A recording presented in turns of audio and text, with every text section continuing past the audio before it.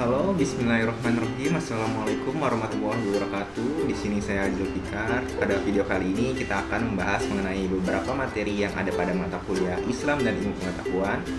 Adapun materi yang akan kita bahas yaitu mengenai penelitian ilmiah dalam bidang ilmu teoritis menurut perspektif Islam. Lalu yang kedua kita akan membahas mengenai penelitian ilmiah dalam bidang ilmu praktis menurut perspektif Islam.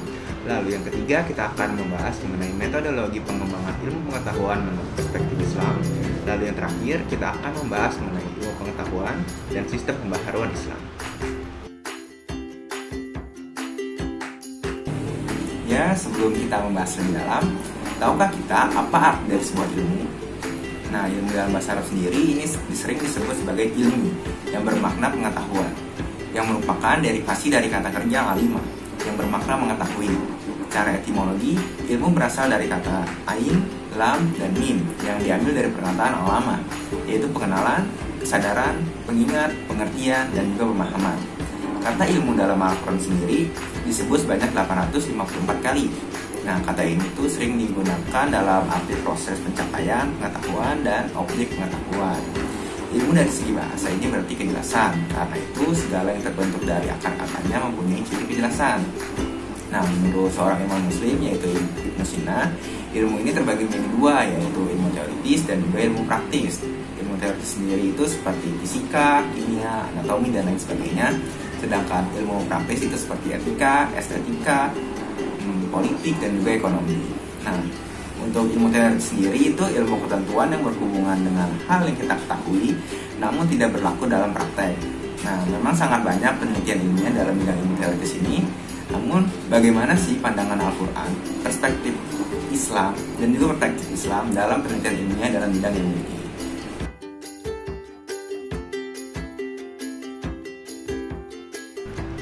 Ya, yang pertama kita akan bahas di sini mengenai bidang ilmu teoritis, yaitu mengenai ilmu fisika. Ilmu fisika sendiri adalah ilmu yang di dalamnya itu mempelajari benda dan gerakannya serta manfaatnya bagi kehidupan manusia. Nah, fisika sendiri dalam Islam ini sangat erat kaitannya karena penelitian dalam bidang fisika ini kebanyakan dapat dibuktikan dengan ayat-ayat Al-Quran. Sebagai contoh sederhana yaitu mengenai penelitian fisika dalam konsep pengukuran yang dijelaskan pada Al-Quran di surat Al-Qamar ayat 49 yang bunyinya Bismillahirrahmanirrahim, inna kulla syai'in khalaqnahu biqadar, yang artinya sesungguhnya kami menciptakan segala sesuatu menurut dengan ukuran. Nah, ukuran menciptakan Allah ini memang sangat lekat seperti alam semesta yang kita tinggali ini. Ini sangatlah seimbang. Nah, dalam fisika sendiri, apabila ilmuwan fisika ini ingin membuat suatu penelitian, maka tentunya dia melakukan pengukuran terhadap penelitiannya itu agar hasilnya itu sesuai dengan yang diharapkan.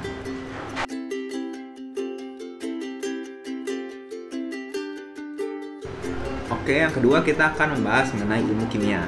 Ilmu kimia sendiri merupakan cabang dari ilmu fisik yang mempelajari tentang susunan, struktur, sifat, dan juga perubahan materi. Dalam Islam sendiri, ilmu kimia itu merupakan sumbangan penting yang telah diwariskan para kimiawan muslim terdahulu bagi peradaban modern seperti sekarang ini. Nah, para ilmuwan dan sejarah barat pun telah mengakui bahwa dasar dari ilmu kimia modern seperti sekarang ini tuh karena berkat hasil dari penelitian kimiawan muslim terdahulu. Maka tak heran bila dunia itu menobatkan kimiawan muslim bernama Jabar Ibnu Hayyan sebagai bapak kimia modern. Selain itu, penelitian dalam bidang kimia pun juga telah dibuktikan oleh Al-Quran. Sebagai contoh, para ilmuwan itu sepakat bahwa air merupakan sumber dari kehidupan di alam semesta ini. Hal ini sebagaimana yang telah disebutkan oleh Allah dalam Quran Surat Al-Anbiya ayat 30, yang artinya itu, dan apakah orang-orang kafir tidak mengetahui bahwasannya langit dan bumi itu keduanya dahulunya adalah sesuatu yang padu. Kemudian kami pisahkan antara keduanya. Dan dari air kami menjadikan segala sesuatu yang hidup, maka mengapakah mereka tidak juga beriman?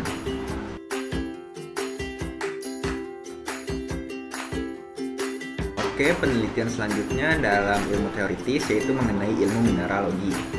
Ilmu mineralogi sendiri itu merupakan ilmu bumi yang berfokus kepada sifat kimia, struktur kristal, dan fisika dari mineral. Nah, mineralogi itu lebih menitik beratkan kepada sistem klasifikasi mineral pembentukan sebuah batuan. Nah, batuan itu diklasifikasikan dengan berdasarkan komposisi mineral dan juga kimia, dengan struktur unsur dari partikelnya, dan terakhir dari proses pembentukannya.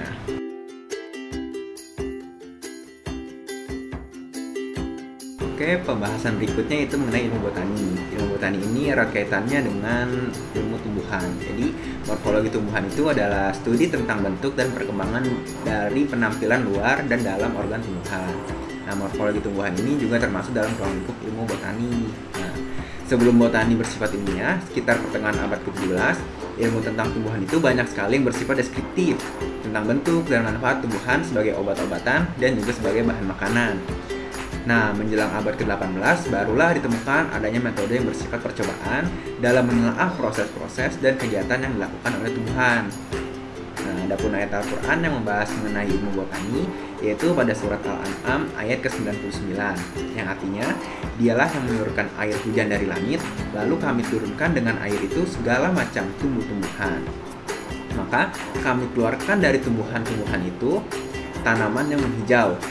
Kami keluarkan dari tanaman yang hijau itu butir yang banyak, dan dari mayang kurma yang mengurai, tangkai-tangkai yang menjulai, dan dari kebun-kebun anggur. Dan kami keluarkan pula zaitun dan delima yang serupa, dan juga yang tidak serupa.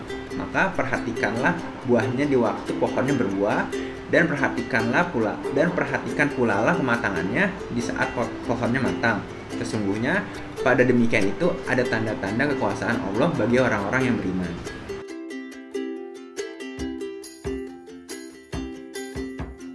Oke, selanjutnya adalah membahas mengenai ilmu zoologi. Jadi ilmu zoologi ini erat kaitannya mengenai kingdom animalia. Nah, kingdom animalia sendiri itu merupakan kajian dalam ilmu zoologi. Nah, di dalam kegiatan pelajarannya, yaitu membahas mengenai animalia yang dipelajari untuk mengenali jenis-jenis hewan dalam kingdom animalia itu, seperti karakteristiknya, penamaannya, juga hal lain yang berkaitan dengan animalia. Nah, di dalam kingdom animalia itu terdapat 9 filum, beberapa di antaranya seperti Porifera, Mollusca, dan Chordata. Nah, di antara ayat Al-Quran yang membahas mengenai zoologi ini adalah dalam surat Al-Jathiyah ayat 4. Nah, yang artinya itu dan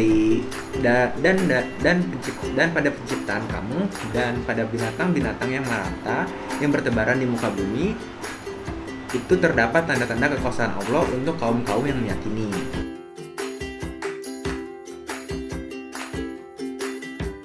Pembahasan berikutnya adalah mengenai ilmu anatomi. Seperti yang kita tahu, mempelajari dan memahami fenomena anatomi dan fisiologi manusia adalah sebagian dari perintah Allah Subhanahu wa taala.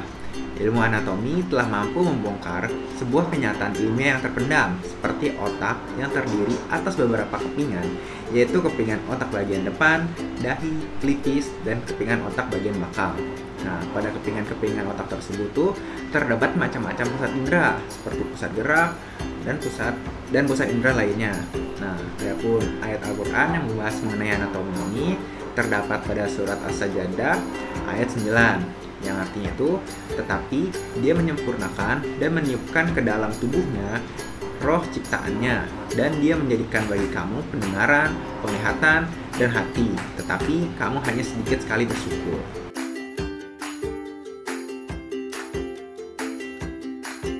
Selanjutnya adalah mengenai ilmu kosmologi.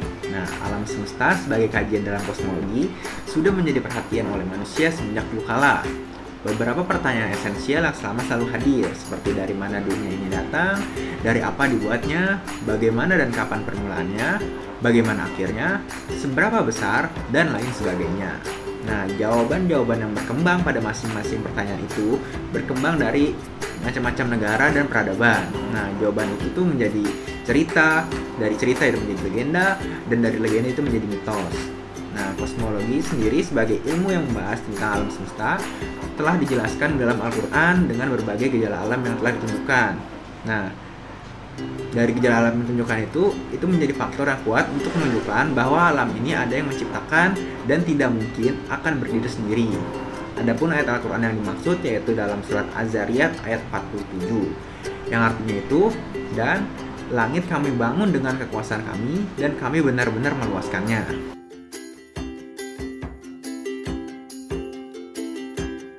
Ilmu yang kita bahas selanjutnya adalah mengenai antropologi. Ini adalah ilmu mengenai manusia. Jadi, manusia itu merupakan individu yang unik karena memiliki kepribadian yang berbeda-beda. Nah, kepribadian itu merupakan ciri khas seorang yang meliputi sikapnya, perilakunya, dan cara dari individu tersebut menyelesaikan segala macam permasalahan dalam hidupnya. Kepribadian sendiri itu merupakan sesuatu yang tidak terlihat dan mencakup sifat dalam diri seseorang. Kepribadian pada manusia juga banyak faktor yang mempengaruhinya sehingga menjadi sifat dari orang tersebut. Nah, adapun ayat Al-Quran yang menjelaskan mengenai antropologi ini atau mengenai manusia ini terdapat pada surat Al-Baqarah ayat ke-30 yang artinya adalah, ingatlah ketika Tuhanmu berfirman kepada para malaikat, sesungguhnya aku hendak menjadikan seorang khalifah di muka bumi. Para malaikat itu berkata, mengapa engkau hendak menjadikan khalifah di muka bumi itu orang yang akan membuat kerusakan padanya dan menumpahkan darah, padahal kami senantiasa bertasbih dengan memuji engkau dan mensucikan engkau. Nah, lalu Allah berfirman, sesungguhnya aku mengetahui apa yang tidak kamu ketahui.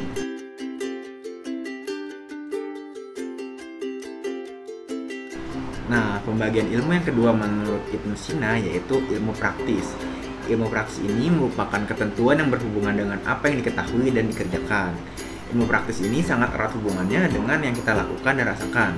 Lalu, bagaimanakah perspektif Islam pada penelitian ilmiah di bidang ilmu ini? Mari kita simak.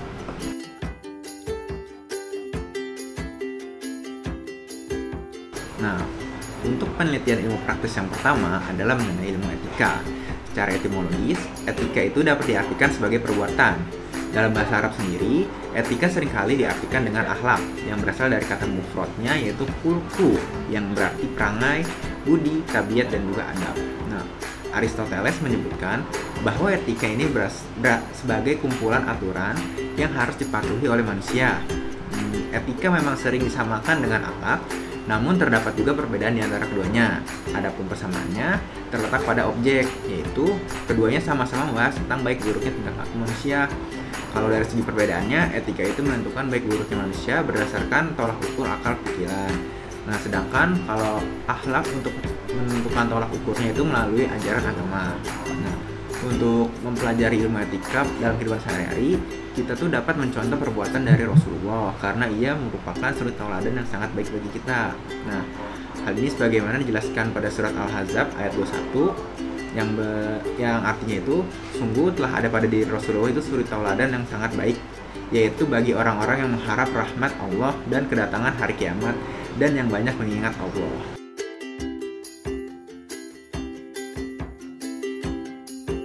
Ilmu praktis yang kedua adalah mengenai ilmu estetika. Nah, estetika sendiri itu berasal dari bahasa Yunani yaitu estetikos. Nah, estetis yang berarti seseorang yang mempersepsikan sesuatu melalui sarana indera, perasaan, dan juga intuisinya. Nah, dalam pengertian lain, estetika adalah kajian tentang keindahan dan konsep-konsep yang berkaitan dengannya. Menurut Islam sendiri, estetika itu diartikan sebagai ekspresi ruh dan budaya manusia yang dapat mengandung dan mengungkapkan keindahan. Nah, Allah Subhanahu wa taala berfirman dalam surat As-Saffat ayat 6-7 yang dalam ayat tersebut tuh berisi penjelasan bahwa Allah Subhanahu wa taala tidak hanya menciptakan langit tetapi juga memeliharanya, bukan hanya hibzon, melainkan juga zinatan atau hiasan yang indah. Dalam surat Fussilat ayat 12 berisi penjelasan bahwa laut pun diciptakan antara lain agar dapat diperoleh darinya bukan hanya sekedar daging segar, melainkan juga hiasan yang memperindah tampilan seseorang. Nah, para ilmuwan muslim sendiri seringkali menerapkan ilmu estetika itu dalam merancang sebuah bangunan yang tampak indah, seperti masjid contohnya.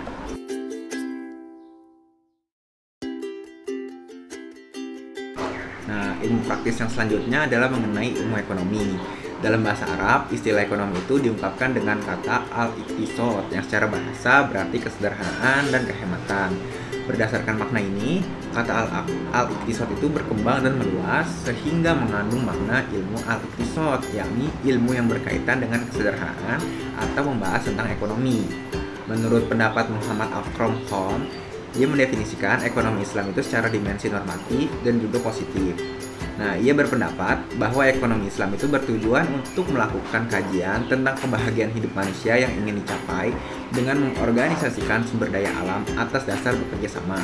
Nah, dalam Al-Quran sendiri dijelaskan dalam firman Allah surat An-Nahl ayat 89, dan yang artinya itu, dan kami turunkan kitab Al-Quran kepadamu untuk menjelaskan segala sesuatu sebagai petunjuk serta rahmat dan kabar gembira bagi orang-orang yang berserah diri.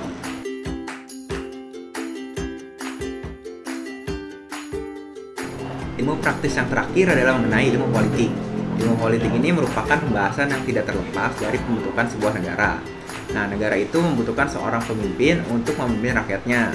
Memanglah dalam Al-Quran maupun hadis tidak ditemukan secara gamblang konsep tentang sebuah negara. Hal ini tentu saja bisa dimaklumi karena konsep negara seperti sekarang ini baru muncul pada abad ke-16 yang dikemukakan oleh Niccolo Machiavelli. Namun dengan demikian bukan berarti bahwa konsep negara itu tidak ada sama sekali kaitannya dengan Islam. Secara substantif, terdapat sejumlah ayat Al-Quran dan hadis yang menunjukkan adanya pemerintahan pada umat Islam. Seperti pada umat Islam itu pemerintahannya berbentuk sebagai khalifah. Nah, sementara ayat tentang pemimpin dalam Al-Quran tersebut itu dijelaskan pada surat An-Nisa ayat ke-59, yang artinya itu, wahai orang-orang yang beriman, taatilah Allah dan taatilah Rasul Muhammad dan ulil amri atau pemegang kekuasaan di antara kamu. Kemudian, jika kamu berbeda pendapat tentang sesuatu, maka kembalikanlah kepada Allah dan Rasulnya. Jika kamu beriman kepada Allah pada hari kemudian, yang demikian itu lebih utama bagimu dan lebih baik akibatnya.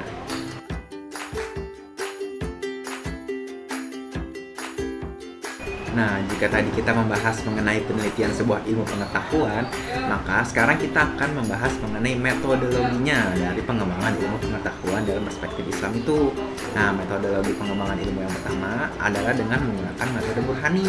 Metode Burhani ini adalah suatu metode penelitian atau penemuan ilmu yang mengandalkan kemampuan berpikir logis dengan kaidah tertentu yang disusun secara runtut dan sistematis. Nah, metode Burhani ini juga biasa disebut dengan observasi.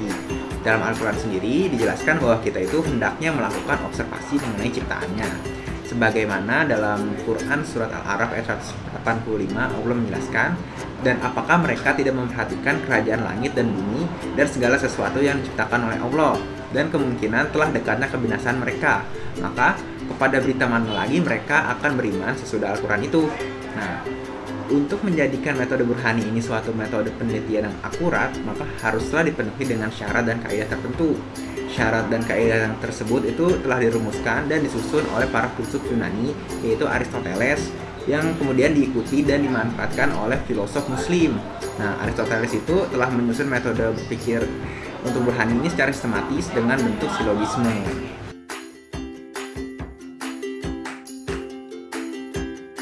Metode penelitian yang kedua yaitu menggunakan metode tajribi. Metode tajribi ini adalah suatu metode penelitian yang selain memerankan kemampuan berpikir logis, juga dilanjutkan dengan tindakan eksperimen, observasi, atau bentuk-bentuk metode penelitian yang dikenal dalam metode penelitian ilmiah seperti sekarang ini. Nah, metode tajribi juga dikenal dengan metode eksperimen. Dewasa ini, metode penelitian atau penemuan ilmu baru dalam bentuk metode tajribi sangat berkembang pesat di dunia barat, baik dalam penelitian kualitatif maupun kuantitatif. Metode penelitian tajribi ini telah disusun secara lebih sistematis dan runtut, seperti dapat dilihat dalam buku-buku metodologi penelitian sekarang ini.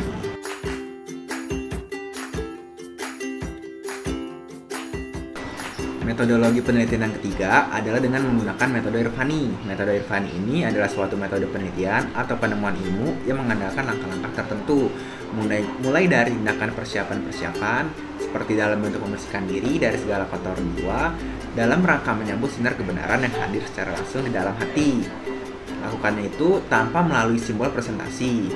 Nah, dengan langkah-langkah tersebut, maka diharapkan akan hadir kebenaran di dalam hati secara langsung tanpa melalui perantara apapun, baik itu berupa simbol, konsep, maupun representasi. Metode Irfani ini adalah metode yang sangat mengandalkan sebuah intuisi.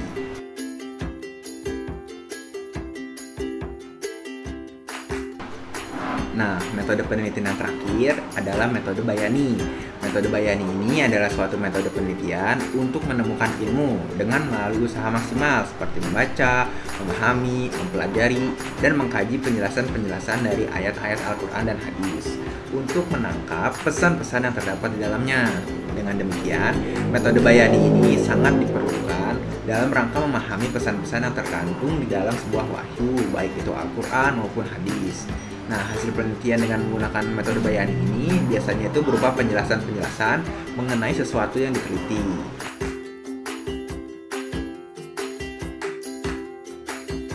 Nah, akhirnya kita sampai pada pembahasan terakhir di video kali ini, yaitu mengenai ilmu pengetahuan dan sistem pembaharuan Islam. Adapun yang pertama akan kita bahas yaitu tentang faktor-faktor pembaharuan ilmu pengetahuan Islam.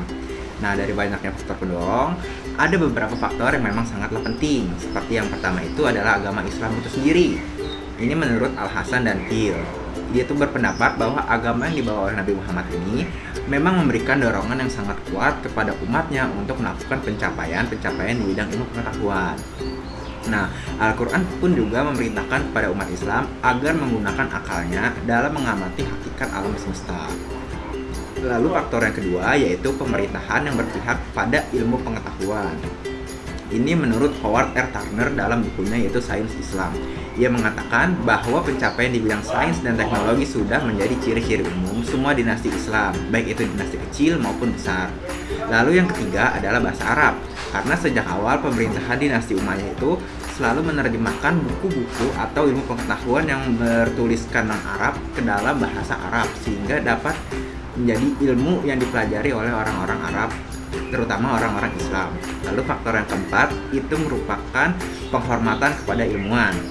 Ini menurut Al-Hasan dan Hill. Ia tuh berpendapat bahwa para ilmuwan pada era keemasan Islam mendapatkan perhatian yang besar dari kerajaan.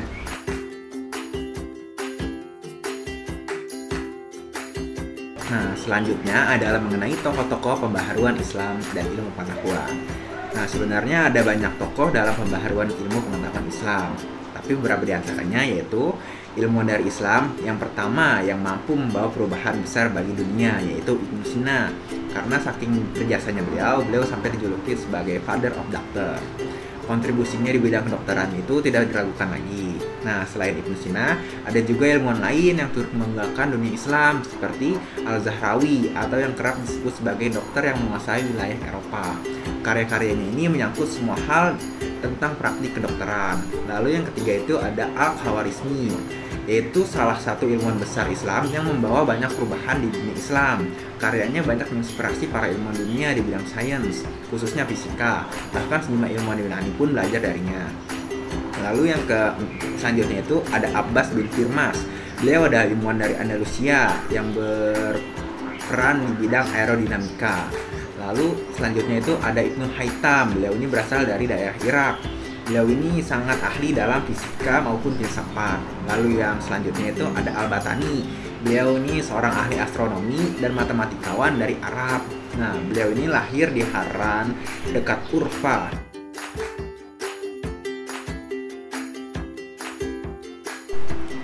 Nah, pembahasan kita selanjutnya adalah mengenai tokoh-tokoh pembaharuan Islam di Indonesia. Sebenarnya ada banyak tokoh pembaharuan Islam di Indonesia, namun beberapa di antaranya yaitu pertama itu ada Kiai Yahya Ahmad Dahlan yang merupakan salah satu kiai yang berasal dari Yogyakarta yang lahir pada tanggal 1 Agustus 1868. Beliau ini adalah orang yang mendirikan organisasi agama Islam pertama di Indonesia yaitu Muhammadiyah. Yang kedua itu ada Kiai Haji Hashim Asy'ari yang merupakan salah satu kiai yang lahir pada 14 Februari 1871 di Jombang, Jawa Timur. Beliau merupakan pendiri organisasi agama Islam yaitu Nahdlatul Ulama. Lalu yang ketiga itu ada Ahmad Surkarti, merupakan salah satu tokoh pembaharuan Islam yang terkenal saat peristiwa Muktamar Cirebon pada tahun 1922.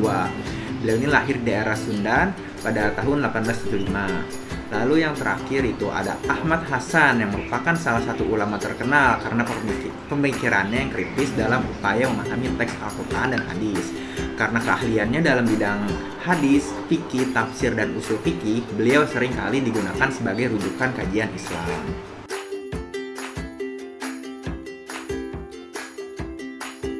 Nah, sampai pada pembahasan akhir kita yaitu mengenai organisasi-organisasi pembaharuan Islam di Indonesia.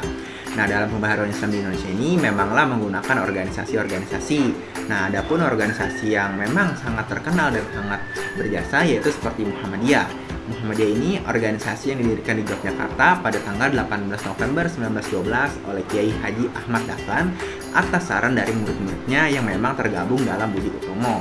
Lalu yang kedua itu ada Persatuan Islam atau Persis yang didirikan di Bandung pada tahun 1920. Lalu yang ketiga itu ada Serikat Islam, yaitu atau SI yang didirikan di Solo pada tanggal 11 November 1912. Semulanya ini adalah Serikat Dagang Islam. Ini tuh yang didirikan oleh Tamar Jaya dan Haji Saman Hudi pada tanggal 16 Oktober 1905. Lalu selanjutnya itu ada Al-Irsyad. Nah, itu didirikan di Jakarta pada tanggal 6 September 1914.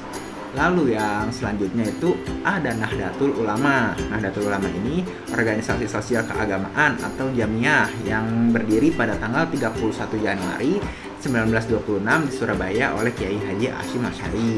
Karena saat itu masa kolonialisme, maka NU merupakan salah satu wadah penting yang menunjukkan rasa nasionalisme dan patriotisme di kalangan umat Islam. Nah, lalu yang selanjutnya itu ada Persatuan Tarbiyah Islamiyah atau PERTI. Ini tuh berdiri pada tahun 1928 atas inisiatif dari Syekh Sulaiman Al-Rasuli di Candung Bukit Tinggi pada tanggal 5 Mei 1928. Nah, itu adalah organisasi-organisasi yang memang berperan dalam pembaharuan Islam di Indonesia.